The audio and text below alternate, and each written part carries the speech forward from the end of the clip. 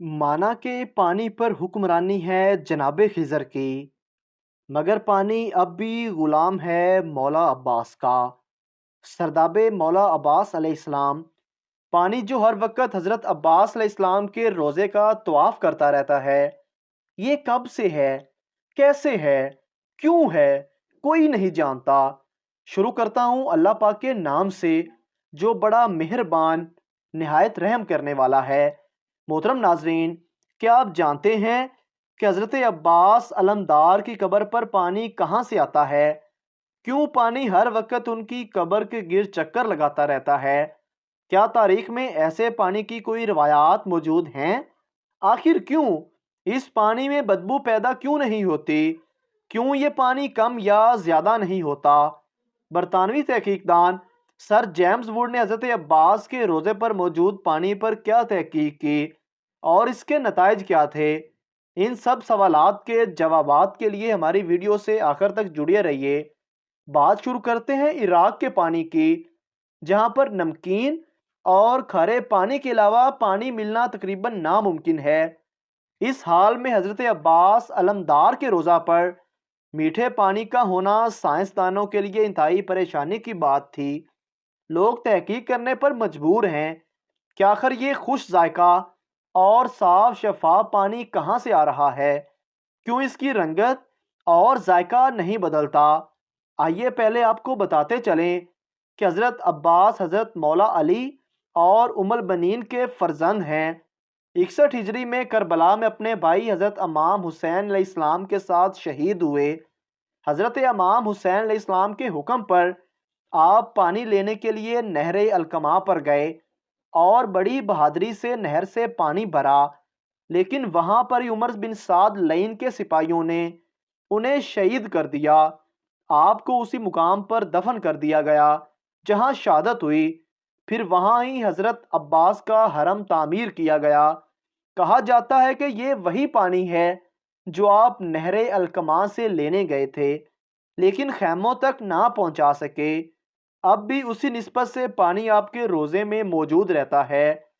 Karbala के मैदान में शदीद प्यास के बावजूद भी हज़रत अब्बास अलैहिस्सलाम ने पानी पर कब्ज़ा करने के बाद अपने आका हज़रत इमाम हुसैन अलैहिस्सलाम और उनके अहलो अयाल की प्यास को मद्देनज़र रखते हुए पानी नहीं पिया था।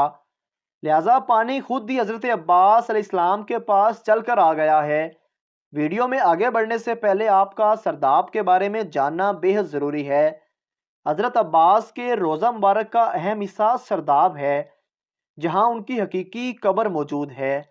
ये सरदाब 7वीं सदी हिजरी में तामीर किया गया था।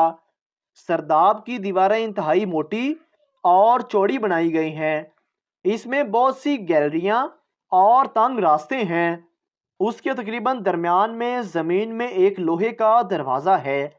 ये दरवाज़ा उसी रास्ते पर खुलता है जो सरदाब की तरफ जाता है। ये रास्ता 8 सीढ़ियों पर मुश्तमिल है और 8 सीढ़ियों के बाद सरदाब का फर्श शुरू हो जाता है।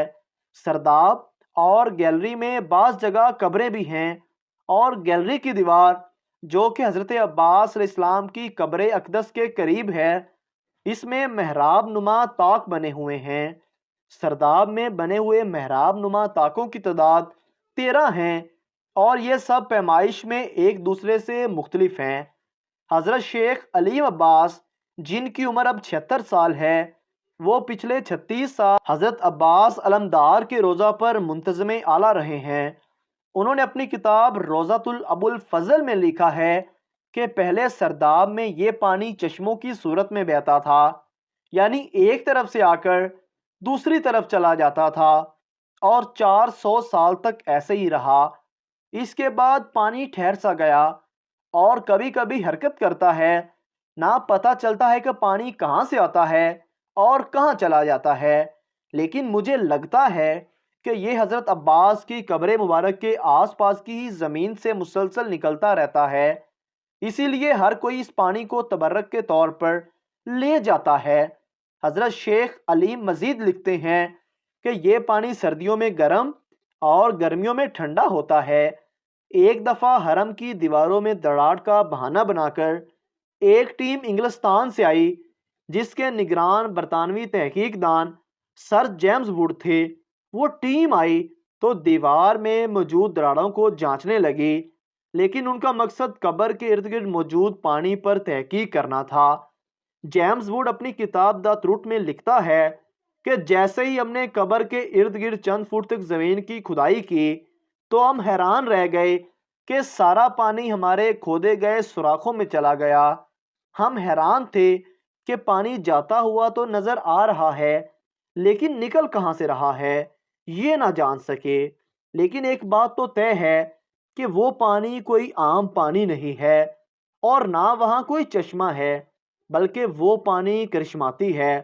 ناظرین گرامی، اب پچھلے 50 سال سے پانی ایک سطح برقرار رکھے ہوئے ہے جو نہ کم ہوتی ہے اور نہ زیادہ۔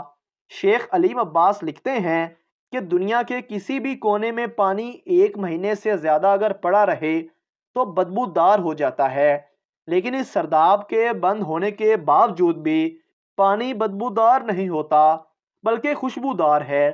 اس پانی کی سب سے بڑی خصوصیت یہ ہے کہ پانی کی سطح قبر کی دیواروں سے اونچے ہونے کے باوجود بھی پانی قبر مبارک میں داخل نہیں ہوتا۔ اللہ اکبر! کیسا معجزہ دکھا رہا ہے اللہ تعالی ہم کو، اور کس قدر خوبصورت بات ہے کہ پانی قبر میں داخل نہیں ہوتا۔ 400 سال سے پانی کھڑا ہے، لیکن نہ بدبو ہے اور نہ ہی کسی قسم کا کوئی کھارا پن۔ نہ پانی گندا ہوتا ہے اور نہ ہی اس میں کسی قسم کا کوئی فنگس پیدا ہوتی ہے۔